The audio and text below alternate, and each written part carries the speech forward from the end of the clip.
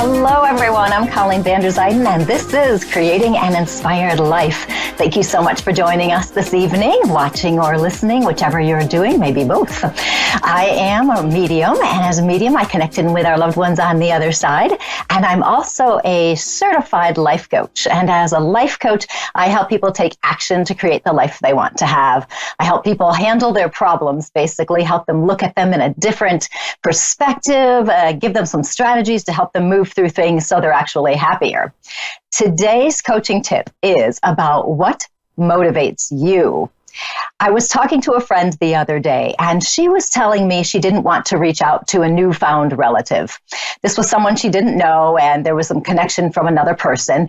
And she said, well, no, she didn't want to intrude. And he had her contact information, and she would wait for him to contact her.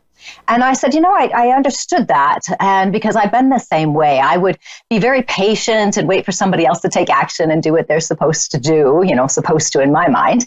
But when we do that, when we're waiting on someone else and not taking action to create the life we want to have, we're actually denying our own needs and wants.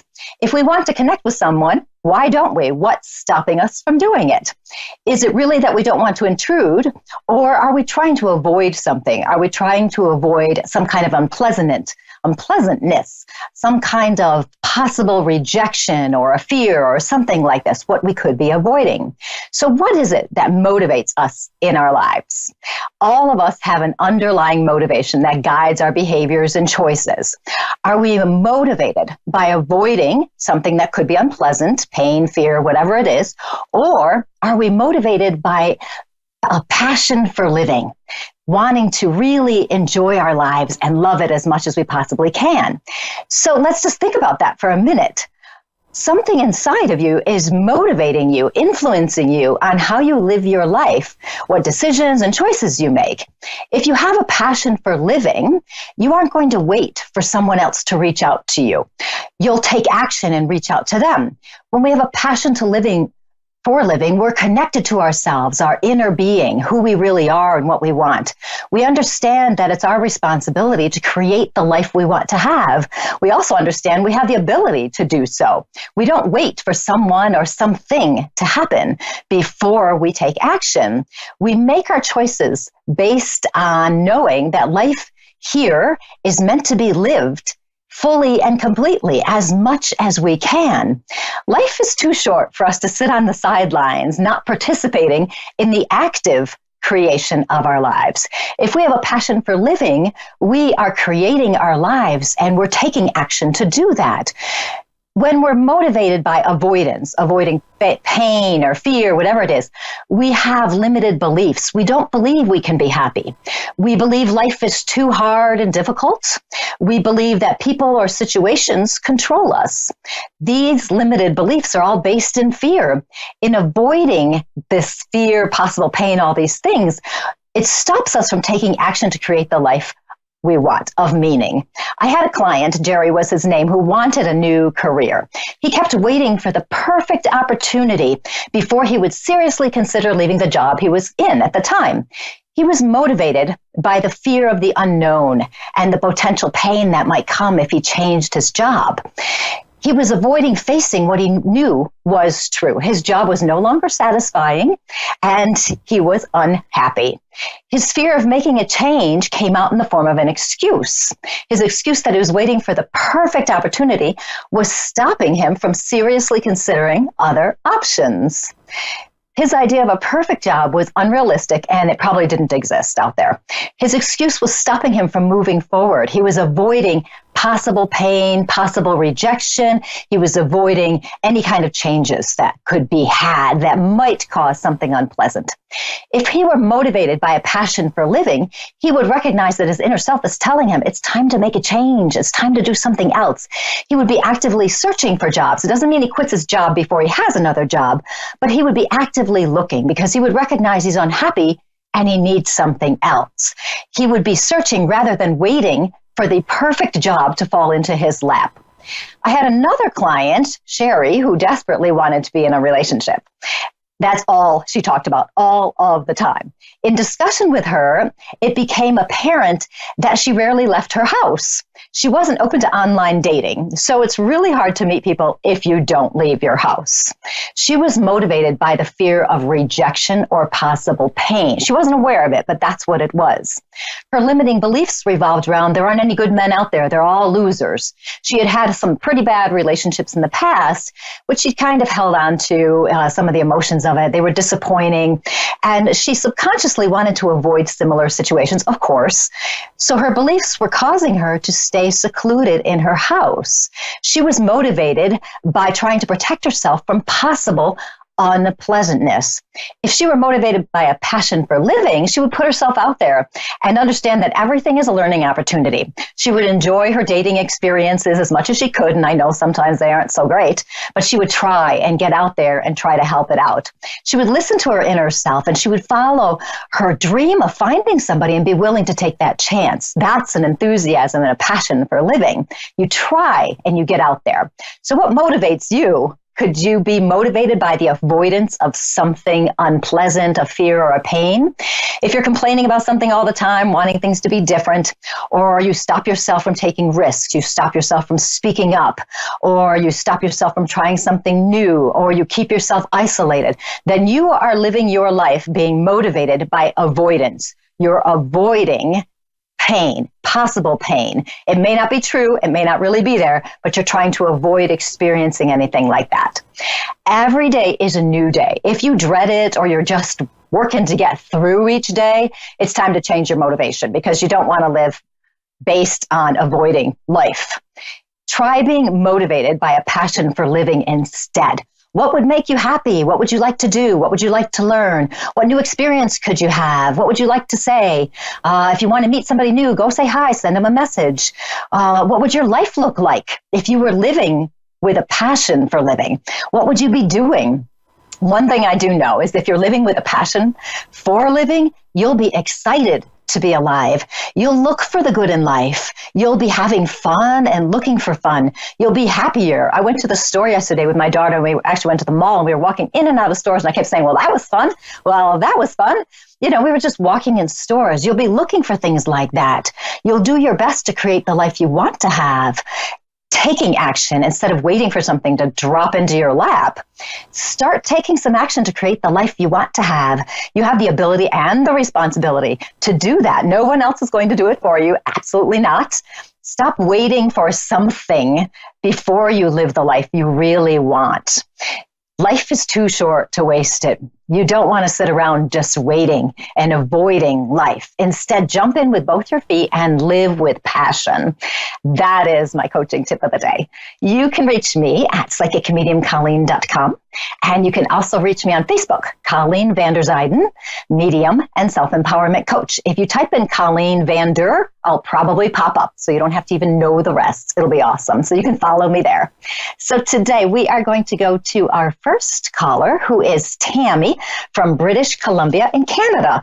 Tammy, how are you today? I'm good. How are you? I'm doing quite well. How can I help you? Hello? Yes, can you hear me? Hi. Yes, how can I help you? I'm good. How are you? I'm doing great. I was just I'm a little lost right now and just kind of needing some guidance on which direction and to go and with finances and just life. Okay. And, you know, lots of times when somebody is feeling lost, it's like they've lost their meaning and their purpose. Do you have any goals or anything like that around you? Right now it's just mainly taking care of my daughter and rebuilding my life as a single mom.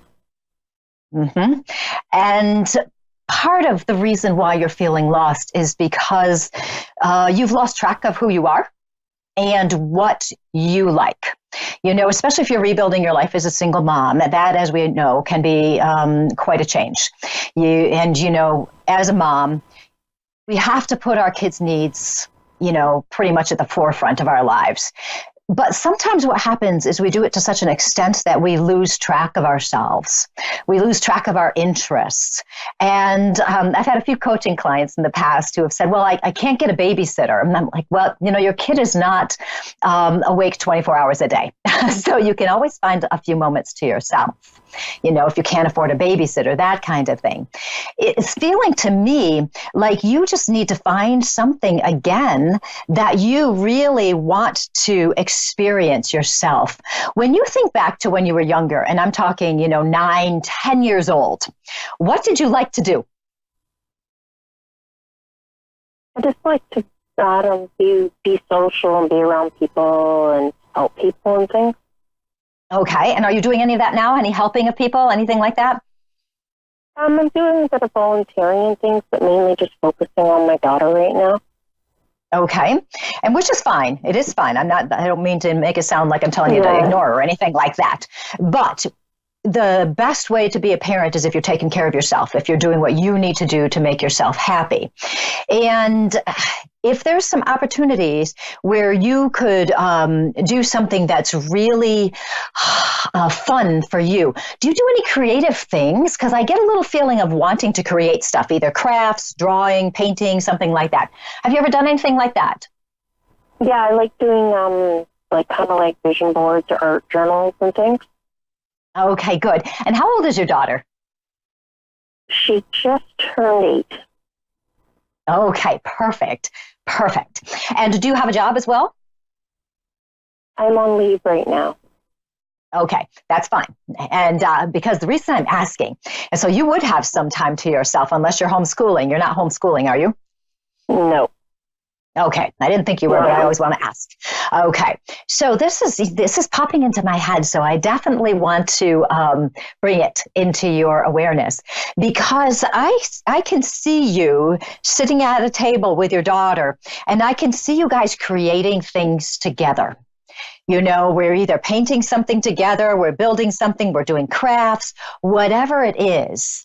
And when I see you doing this, I get such a feeling within you of this is kind of fun and this is kind of exciting just to see what happens, just to see what we can recreate.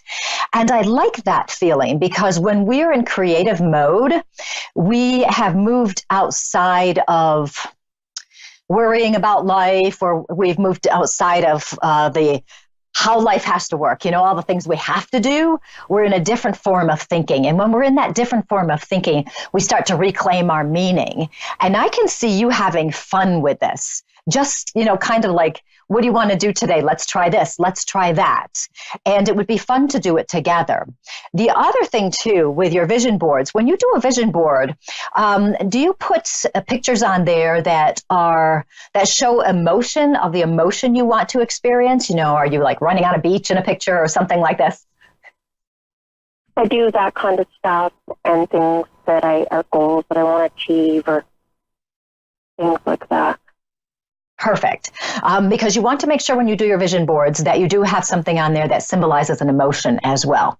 Because what you're wanting is an emotion. When you want to create more purpose and meaning in your life, you have to do that as well. Now, I understand you're very good when you do your volunteer work, and I understand you're also very good when you talk to people. It seems to me that you have a very good way of connecting with other people. You have a good sense of reassurance. And because you're on leave now, you're not as busy as you used to be. And so that could put you a little bit off balance as well. So just if you can do a little bit more with the volunteering or something along that line, that will help too. Have you been contemplating going back to school? I've been thinking about it, but I'm not sure what to take and things like that. Well, it's interesting because I feel school around you, but I'm feeling because you do have that good way about you of how you react to people, how you interact with people, it definitely feels something like this. Now, what field is this I'm looking at? It almost looks like social work or counseling, something like that, where you're helping other people with their issues. But it's not totally just counseling where you're helping them with their problems, because I see you giving them practical advice, how to connect with whoever they need to get whatever help they need, that kind of thing as well. So it's kind of a mix. Maybe like a outreach worker or working with victims of domestic abuse. Yes. Okay. That makes perfect sense to me then, because I see you helping people with the counseling part, but also the practical information too. So that might be something to explore and consider. And I'm not feeling that this is going to take you away from the time with your daughter. I don't feel like you're going to feel overwhelmed with things. So if there's a location nearby that you can take some classes, a few mornings a week or whatever it is, or even a few evenings if you can get somebody to help you out with that. But it feels more like morning to me. But if you can check into that, that might be helpful. Because for you, part of your purpose in life is to be here to help. You're a helper. And if you're not helping other people, you won't feel like yourself. Okay. You've got to make sure you have that. But you've also got to make sure you're aware of yourself and your own needs too, because helpers, and I'm one of them, so I know what I'm saying here, we tend to put everybody else's needs ahead of our own, and we forget our own selves. So you've got to make sure you have that problem. Yes, yes. So you've got to have that. I'm an empath. Yep, and you pick up everything around you, and you'll be next to somebody and you don't even know them, and all of a sudden you'll feel off and you don't know why, or you'll feel depressed or angry and you have no idea why. It's because you're picking up their energy. So what you want to do with that one, his little practical advice here, is to in the morning when you get up, set your intention of how you want to feel in the day. Just set the intention, the feeling, and you can say something along the lines of, and I surround myself with positive energy only. Just put something like that, and that'll keep some of that extra energy out. Because if you're not aware that you're picking up people's energies, it'll just keep coming at you, and you'll start to feel really drained. So you want to make sure you've established your boundary of what you want to experience. If everybody around you is positive, then no problem. It'll be great. You'll feel wonderful. So that's something to consider too. I do feel you're going back to school, so definitely check into that. And it feels to me like it is going to be fairly soon. So if you don't start in the summer, you'll be starting in the fall. So check into that and get it going. Okay. So thank you so much, Tammy. It was so nice talking to you. You have a great night and good luck with all of that. So we will go on to our next caller, who is Kelly from Ohio. Hi, Kelly. How are you today? Hi, Colleen. I'm doing all right. I'm having a bit of an issue, and I'm hoping that you can help me with this. Okay, what's going on? Well, all right, I'm just going to lay it all out there for you, okay? So you can tell me when to stop. Okay, you just go, and I'll let you know. All right, on August 20th, 2017, my son picked up his ex-girlfriend and took her somewhere, and no one has seen or heard from her since. On August 22nd of 2017, my son took his own life. And we have him. We know where he is. We were able to have that closure with him. Unfortunately, we have no idea where she is, and we desperately want to find her. Yeah, it was where I need help. Yes, as soon as you said the date, I felt son, and I'm going, oh no, here we go. Yeah, this is an interesting feel, let me tell you. I can feel him here. Okay. And there's a lot of stuff going on in my body with him. I'm not quite sure how he caused his passing, but I can feel a lot of stuff happening. So I'm just going to kind of skirt over that right now for now. It's interesting. Tell me if this sounds like him when he was a little bit younger. Was he a little bit up and down as emotionally as he was living? Yes. Yes. And a little bit of a challenge at times for you, and you thought everything had kind of settled in, yes? Yes, most definitely. And it seems like, I get a feeling of, before he passes, of, okay, things are going pretty well, it seems fairly stable, everything is great. And This is interesting. Would you happen to know if he was using any kind of self-medication, drugs, alcohol, things like this? Not really. I mean, maybe a little bit of marijuana. Maybe he had a drink here and there, but nothing to any extreme that I would say was medicating. Okay, because I could feel the marijuana was yes, and I could feel a little bit of that. I'm feeling that at times he has a little bit of a temper. Does he? Yeah. Yeah. And he tends to be a little bit irrational as well. You can't really reason with him when he's having his moments. And there's the feeling that I'm getting a lot of his anger. I feel a lot of anger, and I feel like something happens, and I don't know if you'll know this or not, but I feel like something happens. And I don't know if there were some questions as to the continuation of this relationship or what was going, and I feel him keeping it bottled inside and making a last-ditch effort to change it, and it doesn't work, and I feel he loses his temper strongly. And I'm also seeing, do you live within, I don't know how far, an hour and a half of a river or a body of water that would move like a river? We live on top of the Tuscarora River in Ohio. It crisscrosses every movement of our day practically. I mean, it just winds in and out of the county that we're in, and so we are constantly within sight of the Tuscarora River. Okay, because I'm seeing a river.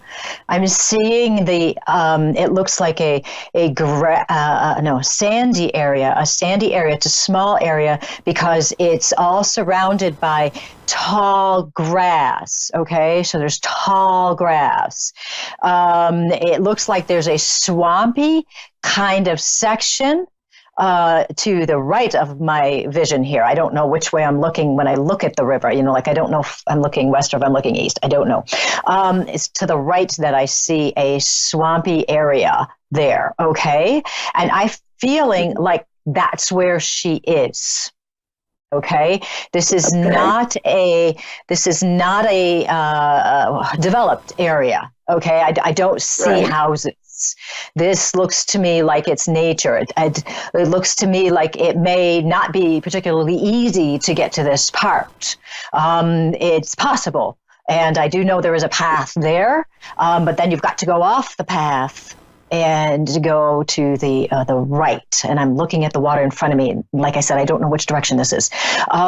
So that's what I'm seeing. Now, I'm not a forensic mediumship person. So this is just what I'm getting. So I hope it helps and is helpful. Go ahead, ask your question. Well, what about the water being retention pond, and the area there could be like a limestone quarry or another sort of quarry, and a swampy area could be where there's oil pumping from the ground. That could be. That's possible. Is that near this river? Yes.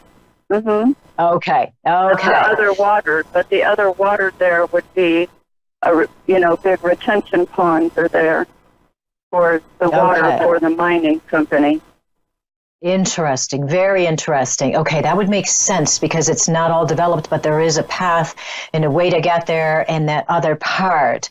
I want to find out which direction I'm looking, if I'm looking west or if I'm looking east. I feel like I'm looking west. Okay. Okay. I will have to see. I don't know how accurate this will be, but I'm just going to tell you what I'm getting. Obviously, from what I'm telling you, I don't feel she's alive. And because I feel like, I understand, that he lost his temper. I mean, and he lost his temper. And there you have it. Right. Boy, what a horrible situation. And him on the other side here, he's coming in, but he's not coming in fully and completely for me. Even though he's given me a lot of information, there's a lot of Oh, no. There's a bit of shame here coming through, okay? Hello? Like, he understands, I mean, he's on the other side now, so he obviously has a different perspective. He understands he did wrong, but he doesn't want people to think he doesn't want you to think less of him.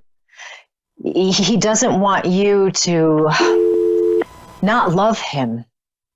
And he knows you love him, but there's been a lot of conflicting emotions, of course. But he wants to tell you he's very sorry. He knows he should have done better. He knows he should have done something differently. He just was not in his right mind, is what it comes down to. He wasn't in his right mind. He wants to thank you, though, because he says you haven't... Okay. He says you haven't lost him. You haven't lost him. He's still here with you. He wants to thank you for everything you did for him because he says you worked very hard to help him and it wasn't easy for you. And he does want to acknowledge that. So with the impression that he's coming through, he just wants to let you know he's very sorry and he loves you very much. And he's pleased you're looking for her. Okay, because he realizes it needs to be resolved. So thank you, Kelly, for talking with me. Let me know how that comes out. That'll be a very interesting story. That's quite the story. Good luck with all of that. And I'm so sorry that you had to experience this. Okay, so let's get out of that for a moment. I want to thank you all for watching and listening tonight. A very interesting show, especially with Kelly's story. It's just amazing what people experience in their lives that we just have no awareness of. So be kind to each other. So you can connect with me at psychicmediumcolleen.com as well as on Facebook, Colleen Vanderzyden, Medium and Self-Empowerment Coach. And I would love for you to follow me there. And thank you again for watching, and I will see you next week. You have a great week. Goodbye.